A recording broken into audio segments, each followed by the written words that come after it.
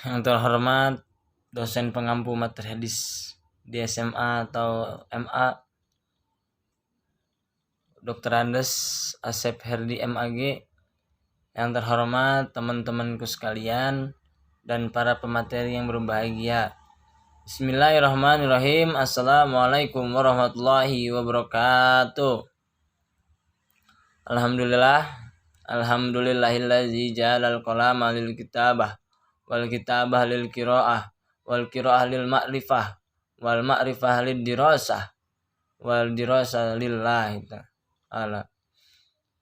Asyhadu an la ilaha illallah wa asyhadu anna Muhammadar Rasulullah la nabiyya ba'dah. Yang pertama, marilah kita panjatkan puja dan puji syukur kita kehadirat Allah Subhanahu wa taala yang telah menciptakan langit tanpa tiang, tanpa tali gantungan, dan menciptakan bumi tanpa tiang, dan luasnya alam semesta tanpa semen cor-coran. Yang kedua, salawat berbahan bakar iman, salawat berboncengkan salam berbahan bakar iman. Tak lupa kita junjungkan kepada Nabi besar kita Muhammad yang telah membawa kita dari zaman unta sampai zaman Toyota. Yang ketiga, saya ucapkan terima kasih kepada Bapak dosen pengampu yang telah memberikan saya dan kelompok saya untuk menyampaikan materi tentang kurban dan buruan yang dianggotai oleh Muhammad Lutfi Zulfikar dengan NIM 12020201007. Kemudian ada Muhammad Yaska Fakih Hadin dengan NIM 12020201111. Dan yang terakhir oleh Nazla Fatihah Nur Fauziah dengan NIM 12020201118. Baik, pengertian kurban dan buruan. Pengertian kurban dan buruan berasal dari bahasa Arab, yaitu kurban yang berarti dekat. Qoroba. Kurban dalam Islam juga disebut dengan al-udhiyah atau al-addadiyah, yang berarti binatang sembelihan, binatang unta, sapi, kerbau, dan kambing yang disembelih pada hari raya Idul Adha dan hari-hari tasyrik sebagai bentuk taqarrub atau mendekatkan diri kepada Allah. Binatang buruan di dalam Al-Quran dikenal dengan kata said. Kata said di dalam Al-Quran disebutnya sebanyak 5 kali di dalam 4 ayat dan hanya ditemukan di satu surah, yakni surat Al-Maidah. Berburu itu ialah suatu hal yang sudah ada sejak lampau. Pada zaman dahulu, kebanyakan kaum Arab dan umat di dunia lain bergantung hidupannya atas pemburuan. Di sini saya akan membacakan matan dari hadis. Ya. Innallaha katabal ihsana ala kulli syai'in fa idza qataltum fa ashinu kitlahu fa idza dabaghtum fa ashinu dabhu wa ayudda hadukum safratahu summa liruhi zabihatahu. Ya, dengan artinya sesungguhnya Allah telah mewajibkan supaya selalu bersikap baik terhadap setiap sesuatu. Jika kamu membunuh, maka bunuhlah dengan cara yang baik. Dan jika kamu menyembelih, maka sembelihlah dengan cara yang baik. Tajamkan pisaumu dan senangkanlah hewan sembelihanmu. Nah, di sini ada syahid yang persamaan hadis dari hadis ini adalah dari Sunan Ibnu Majah nomor 3161, Musnad Darimi nomor 1888, dan hadis Sahih Muslim nomor 3615 yang tadi saya bacakan. Dan teks lengkap hadisnya yaitu Hadatsana Muhammad bin Abbas, Hadatsana Abdul Wahab, Hadatsana Khalid Al-Khoda, an Abi Qilabah, an Abi As'as, an Sadad bin Ausi, anna Rasulullah sallallahu alaihi wasallam qala innallaha azza wa jalla katabal ihsana ala kulli syai'in fa iza qataltum fa asinu kitlahu fa iza dabahtum fa asinu dabhu wal yuhiddu ahadukum safratahu wal yurihu zabihatahu. Ya. telah menceritakan kepada kami Abu Bakar bin Abu Saibah dan telah menceritakan kepada kami Ismail bin Ulayyah dari Khalid al-Khadza, dari Abu Kilabah, dari Abu al-Ash'ats, dari Sadad bin Aus. Dia berkata, dua perkara yang selalu diingat dari Rasulullah Shallallahu Alaihi Wasallam. Beliau bersabda, sesungguhnya Allah telah mewajibkan supaya selalu bersikap baik terhadap setiap sesuatu. Jika kamu membunuh, maka bunuhlah dengan cara yang baik. Dan jika kamu menyembelih, maka sembelihlah dengan cara yang baik. Tajamkan pisaumu dan senangkanlah hewan sembelihanmu. Makna dan terjemahan di sini ada qataltum. Qataltum di sini diambil dari kata qatala yaqtulu, yaitu artinya membunuh. Di sini qataltum ada domir yaitu hum, qataltum antum, berarti kalian membunuh. Ya. Seseorang yang sedang memburu atau menyembelih hewan yang diharuskan untuk membunuh hewan. Di sini ada kataba yaktubu, ya, artinya menulis. Kataballah di sini diterangkan kataballah berarti Allah menulis. Berarti di sini menuliskan segala sesuatu yang kita lakukan akan tercatat oleh Allah dan malaikat. Maka berhati-hatilah dalam bertindak. Yang terakhir ada fa'ahsinu hasanayah sunu. Ya, hasan itu artinya baik. Ya, berarti ini fa'ahsinu dengan baik. Lakukanlah sesuatu apapun itu dengan sebaik-baiknya, meskipun dalam keadaan terdesak atau dalam keadaan bahaya. Ya. Esensi hadis, ta'rif, istilah, dan dilalah. Ta'rif istilah, secara istilah terminologi dipahami bahwa hadis adalah setiap yang diidhofah kepada Nabi Muhammad SAW berupa perkataan, perbuatan, takrir, dan sebagainya. Ma'adi fa'innin Nabi SAW tak kaulan au fi'lan au takriran au nahwaha. Yang diidhofan kepada Nabi disebut hadis marfu, yang diidhofan kepada sahabat disebut hadis mauquf, yang diidhofan kepada tabi'in disebut hadis maqtu, dan yang diidhofan kepada Allah Subhanahu wa taala yang bukan Al-Qur'an disebut hadis qudsi. Yang tarif dilalah, hadis secara dilalah adalah semua hadis yang termaktub pada kitab hadis, yakni diwan atau Masadiril al-asliyah, hasil dari proses riwayah dan tadwin yang ditekuni oleh para muhaddisin sampai abad kelima Hijriah, yang terdiri dari kitab musnad dan kitab musannaf. Kitab musnad adalah kitab yang disusun dengan sistem tasnid, yakni susunan berdasarkan urutan rawi. Sahabat disebut musnad dan mu'jam. Kitab musannaf adalah kitab hadis yang disusun dengan sistem tasnif, yakni disusun berdasarkan urutan bab-bab tematik. Maudhu disebut mawato, jami musannaf, sunnah sahih, dan mustadrak. Mungkin itu yang bisa saya sampaikan. Dilanjutkan oleh pemateri selanjutnya, yaitu Nazla Fatihah. Baik, selanjutnya saya akan melanjutkan yakni mengenai unsur hadis. Ta'rif arkan. Dengan kajian ilmu hadis, riwayah dan diroyah melalui kajian teori sistem dari riwayah dan diroyah tersebut, maka esensi hadis difahami dari unsur-unsurnya yang terdiri dari rawi, sanad, dan matan. Ketiga unsur rawi, sanad, dan matan tersebut merupakan arkan yang menunjukkan eksistensi atau keberadaan hadis. Teks tersebut dikatakan hadis karena secara arkan terdiri dari unsur rawi, sanad, dan matan. Rawinya adalah orang yang meriwayatkan hadis, yakni yang menerima, memelihara, dan menyampaikan hadis, yaitu yang pertama Shaddad bin Aus, yang kedua Abu al-Aish'at, yang ketiga Abu Kilabah, yang keempat Khalid bin al-Khadda, yang kelima Ismail bin Ulayyah, yang keenam Abu Bakar bin Abu Saibah, dan yang terakhir Muslim.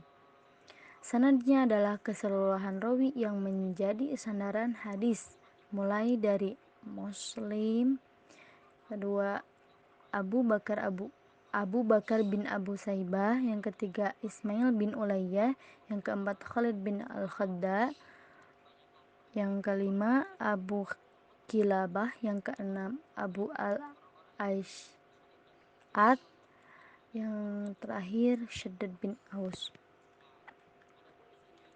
Jenis hadis. Berdasarkan kriteria tersebut, maka hadis tentang kurban dan buruan termasuk hadis muttasil, sebab dari sanad tersebut terdapat seluruh tabaqah meliputi mudawin, gurunya para tabi'in sampai rawi sahabat.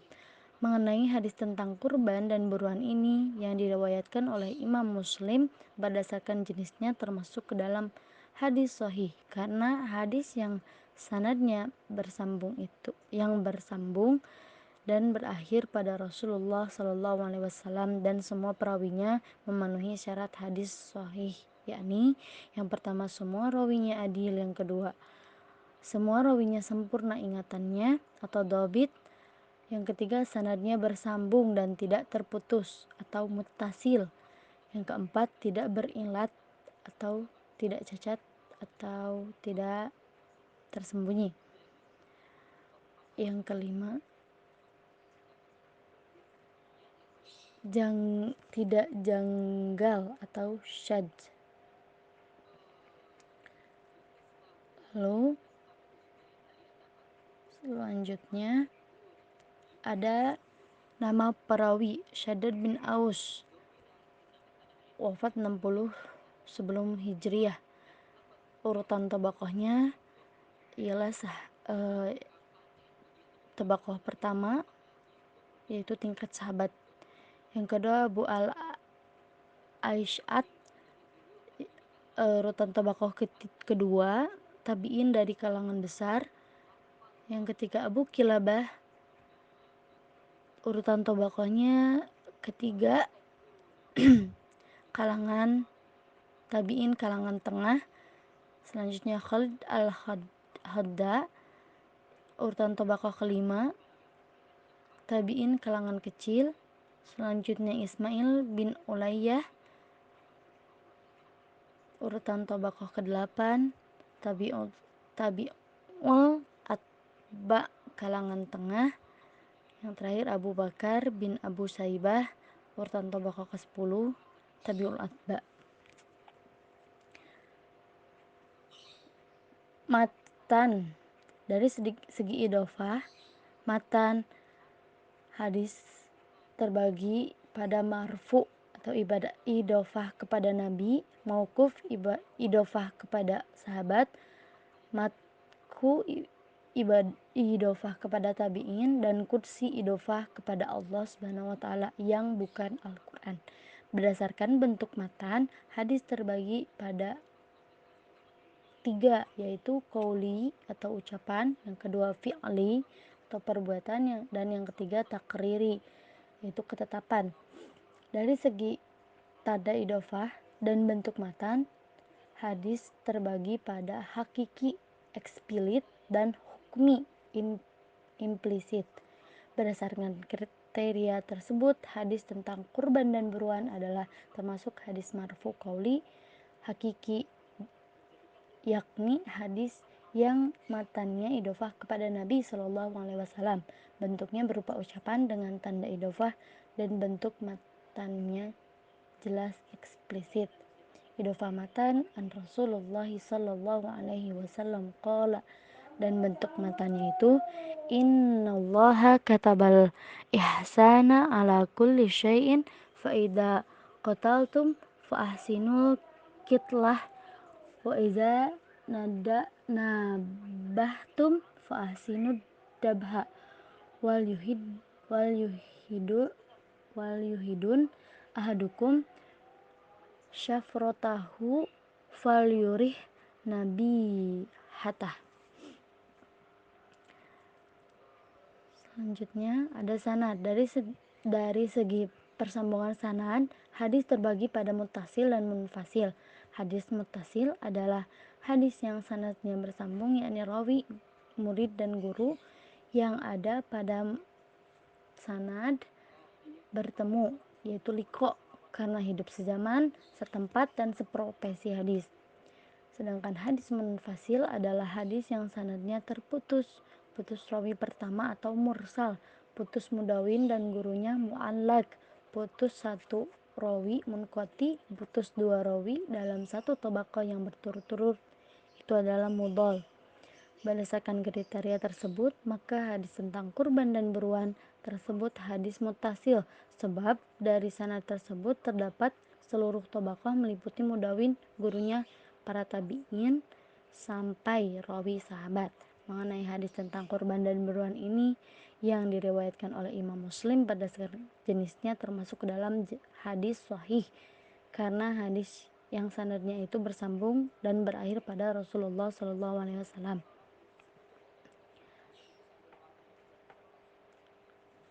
Lalu kualitas hadis makbul mardud.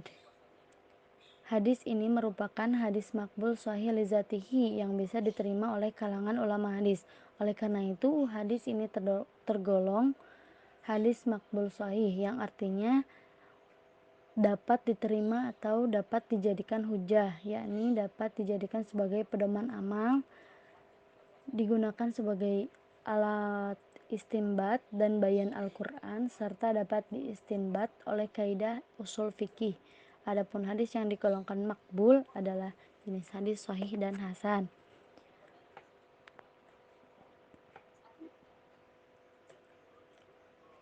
Lalu tashih dan i'tibar. Yang pertama, tashih.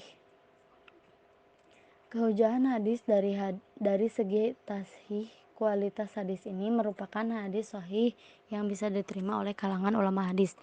Oleh karena itu, hadis ini tergolong hadis makbul sahih karena memenuhi syarat dan kriteria hadis sahih. Dalam hadis riwayat Muslim tentang kurban dan buruan dilihat dari segi sanadnya muttasil atau bersambung. Dilihat dari segi matan hadisnya tidak mengandung ilat maupun syad dan tidak bertentangan dengan Al-Quran dan hukum syar'i. Dilihat dari rawinya adalah rawi adil, dhabit, dan tidak ditemukan kecacatan. I'tibar.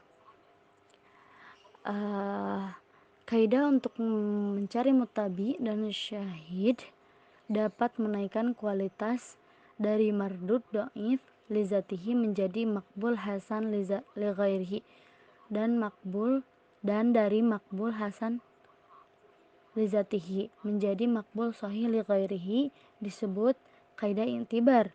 Untuk mencari mutabi dan syahid dua sahabat digunakan i'tibar sanad. Untuk mencari syahid matan lain digunakan i'tibar matan. Untuk hadis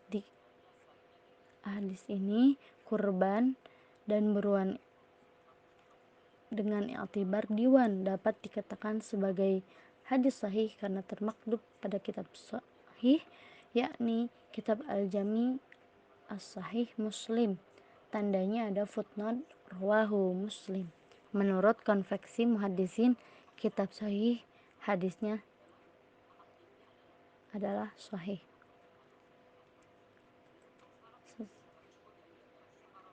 Selanjutnya akan dilanjutkan oleh rekan saya, yakni Muhammad Yazka.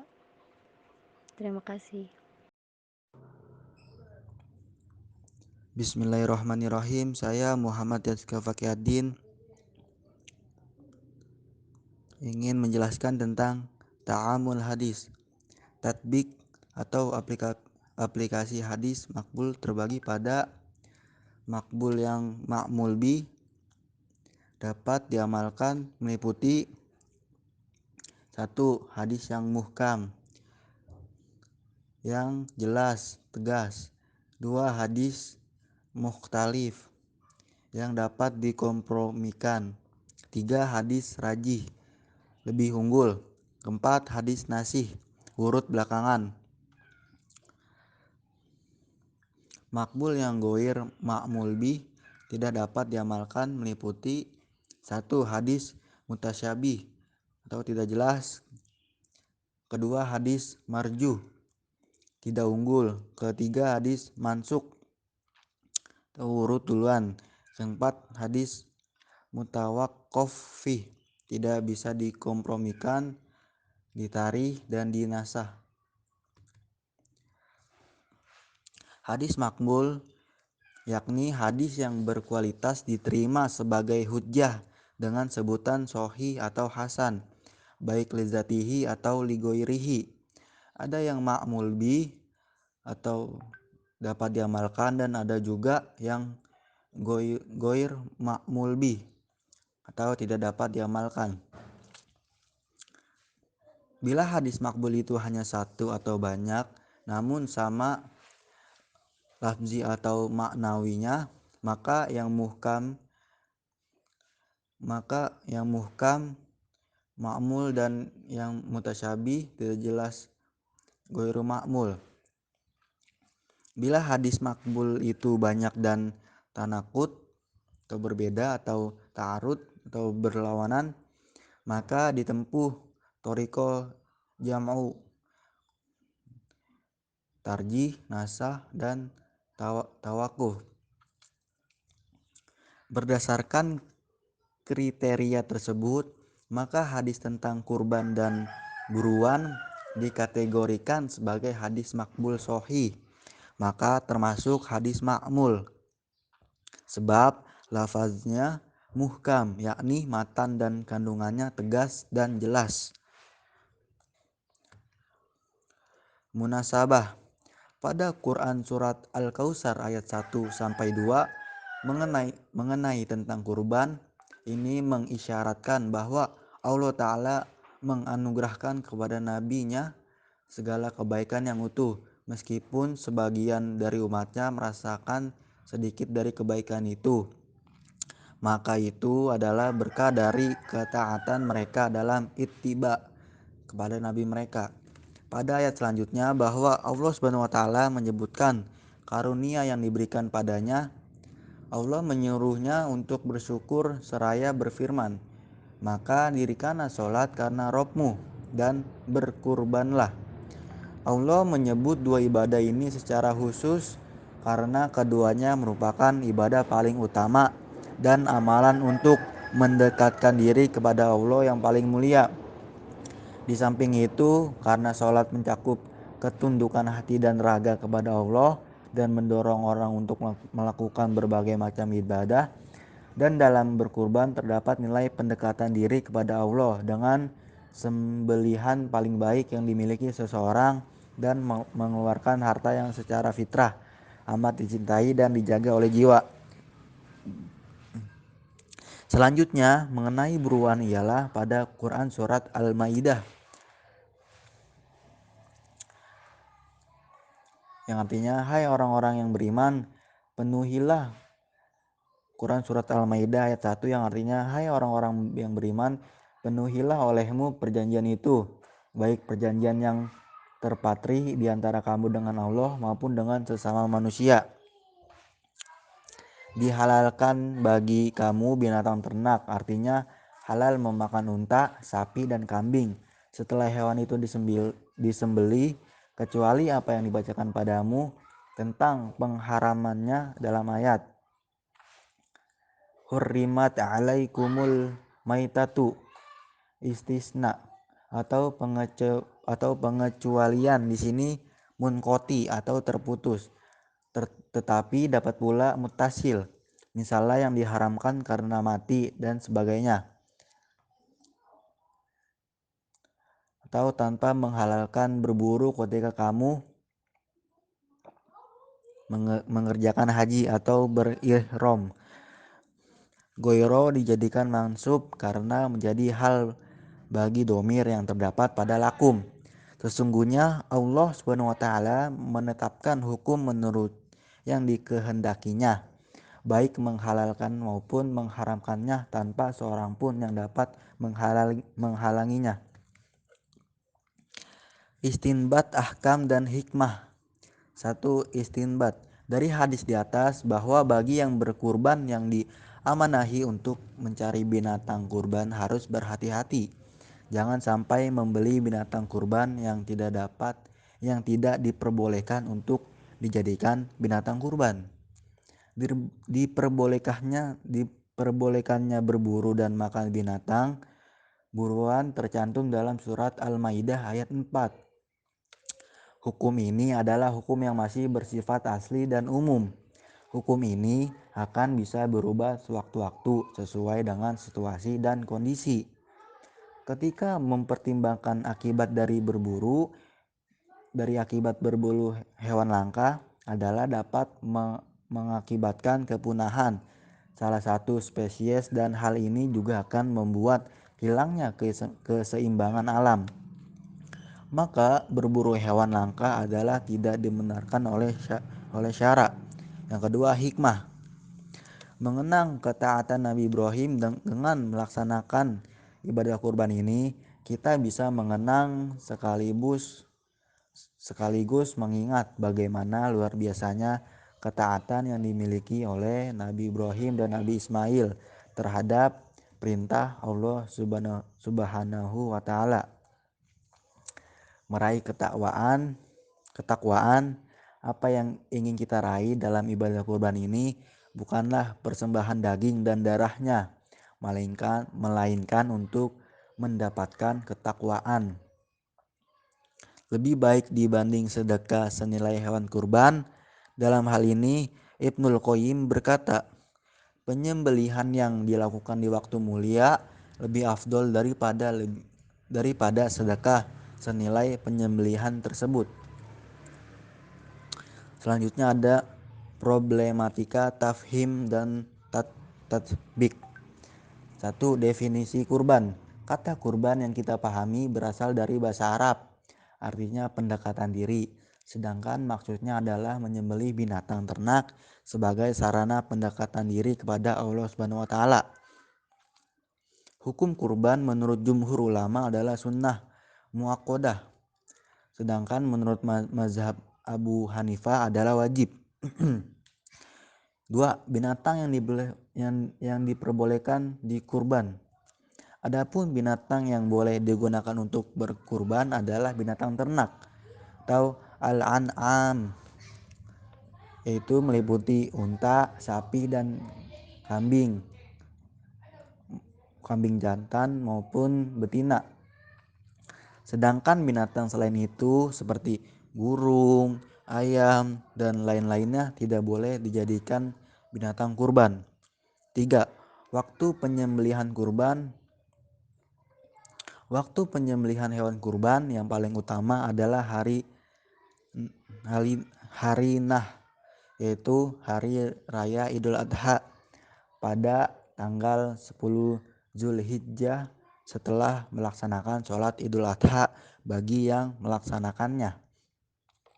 Berkurban sebagaimana definisi di atas, yaitu menyembelih hewan kurban, sehingga menurut jumhur ulama tidak boleh atau tidak sah berkurban hanya dengan memberikan uangnya saja kepada fakir miskin seharga hewan kurban tersebut, tanpa adanya penyembelihan hewan kurban. Karena maksud berkurban adalah adanya penyembelihan hewan kurban, kemudian dagingnya dibagikan kepada fakir miskin. Menurut jumhur ulama, yaitu mazhab Imam Malik, Ahmad, dan lainnya, bahwa berkurban dengan menyembelih kambing jauh lebih utama dari sedekah dengan nilainya. Dan jika berkurban dibolehkan dengan membayar harganya, akan berdampak pada hilangnya ibadah kurban yang disyariatkan Islam tersebut. Mungkin itu saja dari saya, kurang lebihnya mohon maaf. Sekian, terima kasih.